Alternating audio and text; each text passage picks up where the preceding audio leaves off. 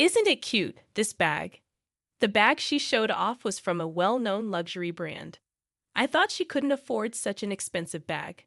To my shock, she said she stole it from the safe in my recently deceased father's house. However, the money she took was for something concerning her. My mother-in-law wasted $30,000 on a brand-name bag and now faces a lonely, sad old age. My name is Mary. I'm 39 years old, and I live with my husband, Jason, who is 2 years older than me, and our son, Brian, who is in the fifth grade. We used to live in an apartment until 3 years ago. After my father-in-law passed away, we moved in with my mother-in-law. Originally, the family home was supposed to be sold, and she was going to move into a senior residence. However, she expressed her desire to live with us, even if only for a few years. She said it would be too lonely to live by herself without Jason and the family. For her sake, my husband decided that we would all live together. Setting a time frame of 3 years, what surprised us after moving in was my mother-in-law's attitude towards money. We were stunned by her reckless spending. Despite being a housewife, she never managed the household expenses. She spent all the money she had immediately, so it was my father-in-law who managed the household finances. She was never allowed to have a credit card, probably because she would max it out. Her daily life revolved around doing house chores with the groceries and items that her husband bought. He would give her an allowance, but she would spend it immediately. So, instead of giving it to her once a month, he gave it to her weekly. My husband, who knew about this system from his father, decided to continue it. The responsibility of managing the household finances was given to me. My mother-in-law, who had previously been in charge of my father-in-law's living expenses, couldn't say anything too strongly. However, now that her daughter-in-law was in charge of the living expenses, she became more aggressive. "Mary, you work part-time, right? It must be tough managing work and household chores. Let me at least do the shopping," she said. It was obvious what she was up to, so I gently declined. "No, I'll do the shopping on my way back from work. Thank you for your concern." "Oh, so you're just going to ignore my goodwill? Then I won't help with the chores at all. You handle everything," she retorted. And then she added, "By the way, I prefer the allowance once a month, not weekly." It was clear she would spend it all right away, so I asked, "Can I discuss this with Jason first? There is no need to bother him for such a small matter." "What do you all think of me? It's just an allowance," she snapped, not listening to me. So, I ended up changing her allowance to once a month. She wandered around every day without doing any housework. At the beginning of the month, she always brought home paper bags from shopping trips. By mid-month, she would come back empty-handed.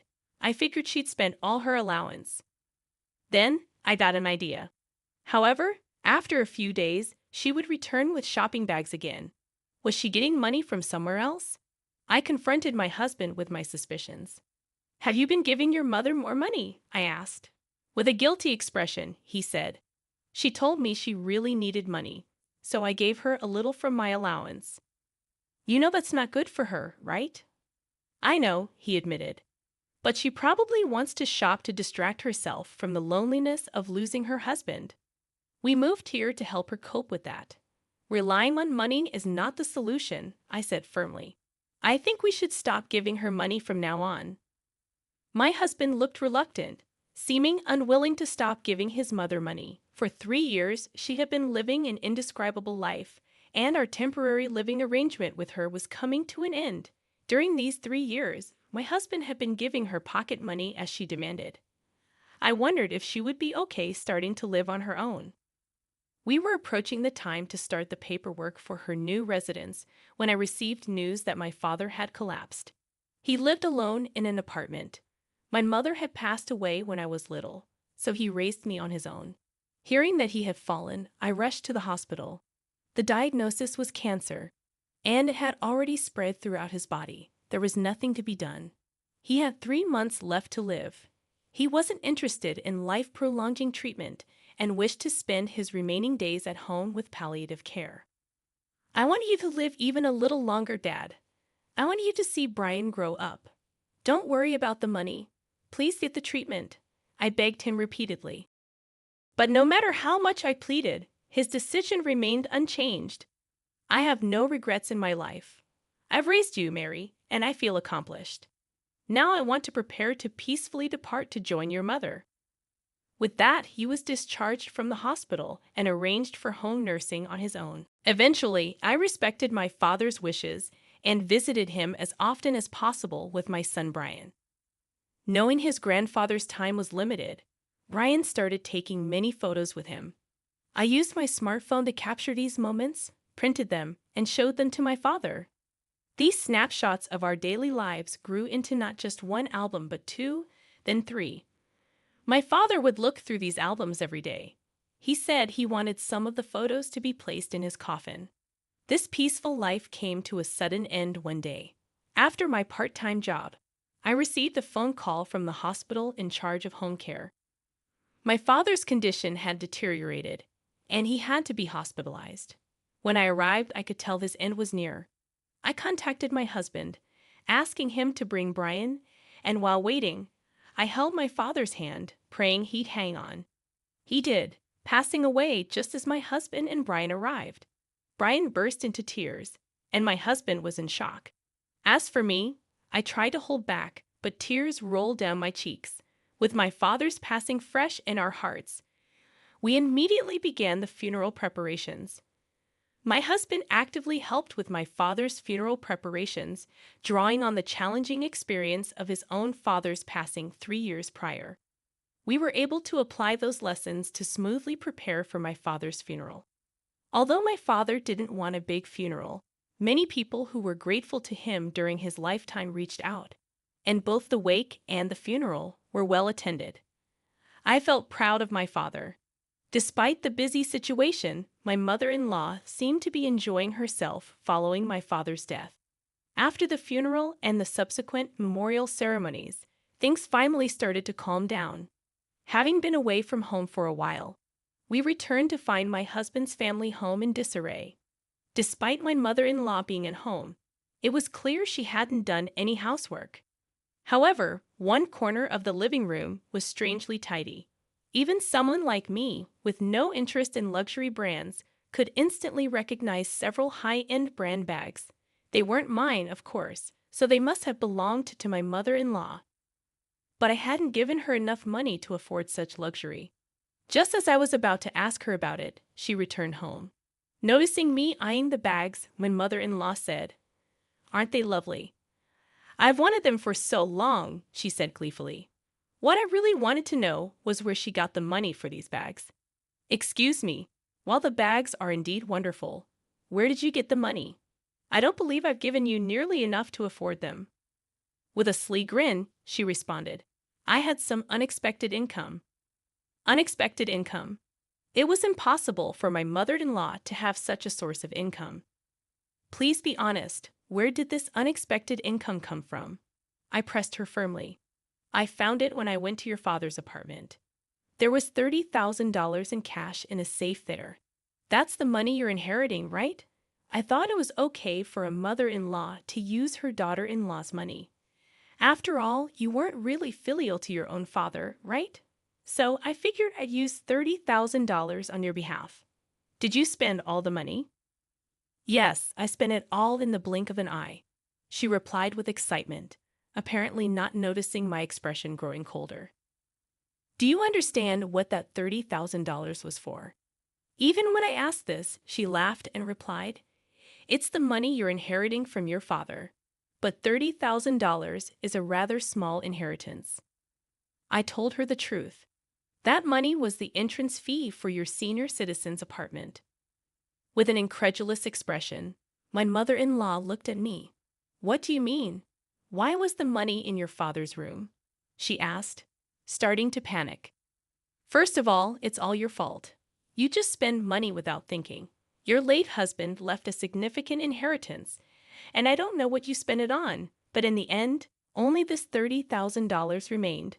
We hid it once we realized, and yet you dared to use it." Finally, understanding the gravity of the situation, my mother-in-law said, "Wait a minute. Without that $30,000, where am I supposed to live? I can't continue living here with you, can I?" I answered calmly, "No, you can't. This house has deteriorated a lot. Simple renovations won't fix it." "Then what will you do with this house? Where will you and Jason live?" she asked, worried. "We will demolish this house and sell the land. This house is in Jason's name, and if he decides to do so, you have no say in it." "Then where are you two going to live?" "We've already bought our own home, so we'll be moving there." "You won't take me with you?" "I was prepared for this," she pleaded. "We can't live with you anymore. You have debts, don't you? We will not help you pay them off." She looked startled, probably not expecting that I knew about her debts. "What?